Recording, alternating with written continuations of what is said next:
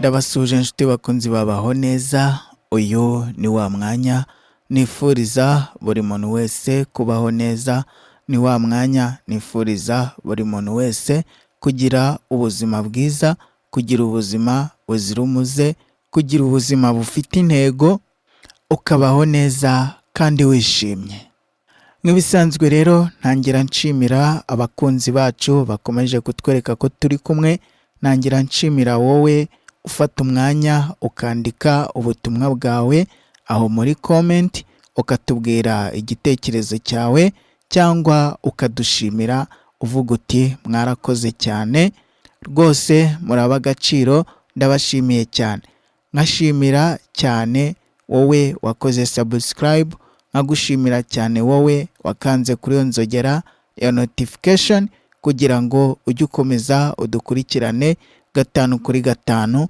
Mwese muraba agaciro, ndabashimira cyane kandi ndabakunda, niyo mpamvu mpora mbifuriza kugira ubuzima bwiza. Uyu munsi rero nkuzaniye umuti w'ingirakamaro mu buzima bw'umuntu bwa buri munsi. Uyu muti wirukana imyuka mibi, wirukana abadayimoni, wirukana inyatsi, wirukana uburozi bw'ubuhuherano, wirukana uburozi bw'ubutongerano.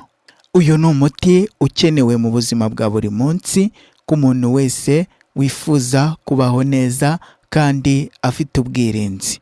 Niyo mpamvu nkunda kukubwira ngo kwirinda biruta kwivuza. Buriya niyo mpamvu uba ugomba kwirinda mbere y'uko utakaza amafaranga, mbere y'uko utakaza umwanya wawe wivuza, mbere y'uko uhomba byinshi kubera uburwayi. Niyo mpamvu nkubwira nti banza ukore ubwirinzi kugira ngo utarwara. Kwirinda nibyo bituma ubaho neza kandi ukabaho udahangayitse. Nkuko mumaze kubimenyera rero, mbere y'uko nkubwira umuti ndabanza nkakugira inama ukamenya neza ibikubaho, ukamenya n'impamvu ugiye gukoresha uwo muti, ukawukoresha usobanukiwe neza kandi ufite icyizere cyo gukira, kuko ntabwo ushobora kwivura, ntabwo ushobora kwivuza utarwaye.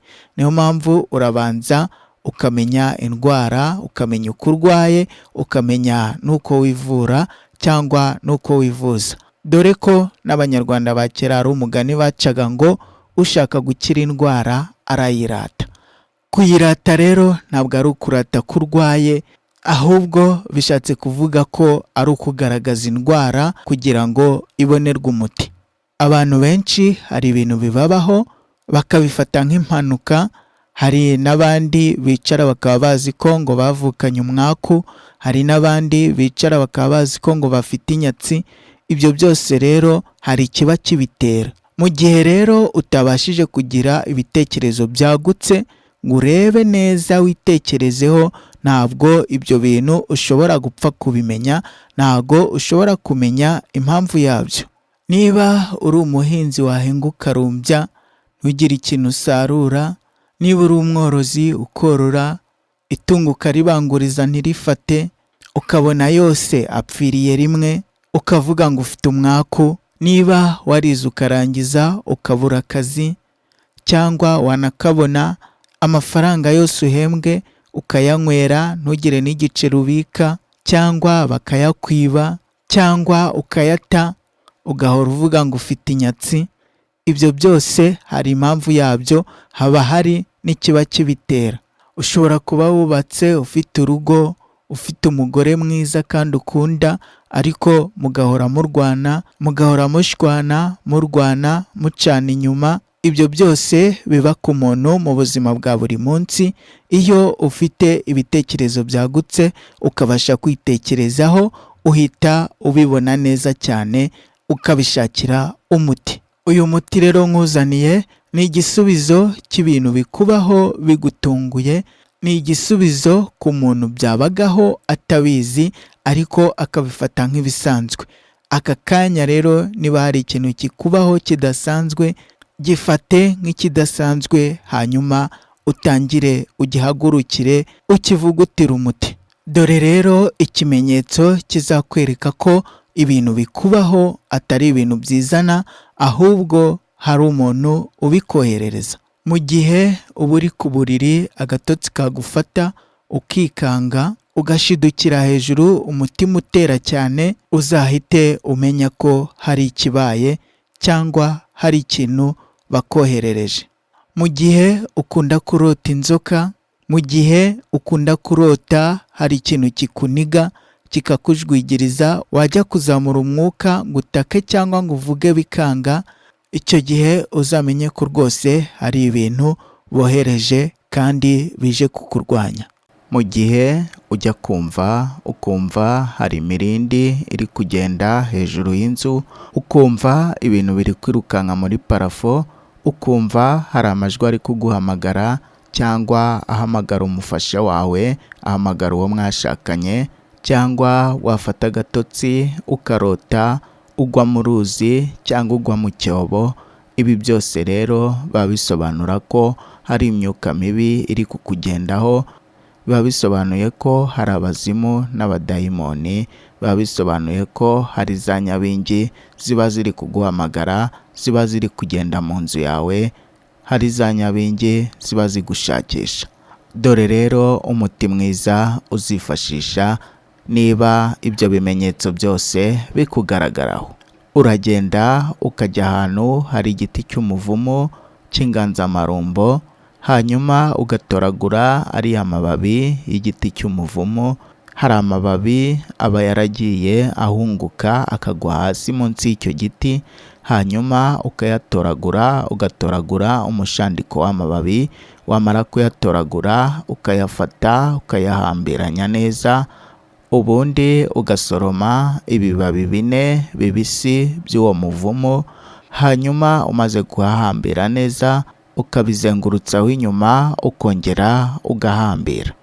Uragenda wagera mu rugo ugafata ikibiriti ugakongeza ya mababi cyangwa cya kizingo cyawe, hanyuma warangiza wamara kugikongeza kikaka, cyamara kwaka ugasa nk'ukizimya, hanyuma ugakora nk'icyo twakwita ifumba, ugafata cya kizingo cyawe, ugafata ya fumba yawe, ukagenda uyizunguza mu nzu wukamo uyu mwotsi mu nzu yose, ukabikora iminsi 7. Nyuma y'iminsi 7 rero abazimu, abadayimoni n'imyuka mibi baba bagiye, wabirukanye mu nzu yawe, ibintu bimeze neza. Niba rero hari ibyo wakoraga bikanga, niba rero hari ibyo utageragaho, niba hari ibyahagaritse inzozi zawe, uyu ni umuti mwiza uzagufasha kongera kugera ku nzozi zawe. Murakoze cyane rero, mwari kumwe nanjye mujyanama w'ubuzima, uhora mbifuriza kugira ubuzima bwiza, uhora mbifuriza kubaho neza, gutera imbere no kuramba muri byose. Rero icyo nakwibutsa nuko niba ari ubwa mbere wari udukurikiranye, niba ari ubwa mbere wari uduteze amatwi, wakanda kuri subscribe cyangwa se abone, kandi nkubwira ko subscribe cyangwa se abone ikorwa rimwe. Hari benshi bambwira ngo bayikoze 4, ngo bayikoze kangahe. Subscribe ikorwa rimwe, iyo wamaze kuyikora uba waramaze kuba umukunzi wacu, ukadukurikirana mu buzima bwa buri munsi. Ikindi nakwibutsa, niba uri umuntu wifuza kubaho neza ukagira ubuzima bwiza, koresha Spirilina. Spirilina izakemura ibibazo byose waba wari ufite mu mubiri, by'umwihariko ku barwayi ba diyabete. Spirilina igabanya isukari ku kigero cya 70%, kandi iyo uyikoresheje neza diyabete irakira burundu igashira mu mubiri. Hanyuma niba wifuza kugira icyo usobanuza, cyangwa niba wifuza kwivuza cyangwa kwisuzumisha, wahamagara kuri 0791699327. Murakoze cyane, mureke dusubire, mureke duhure ubutaha.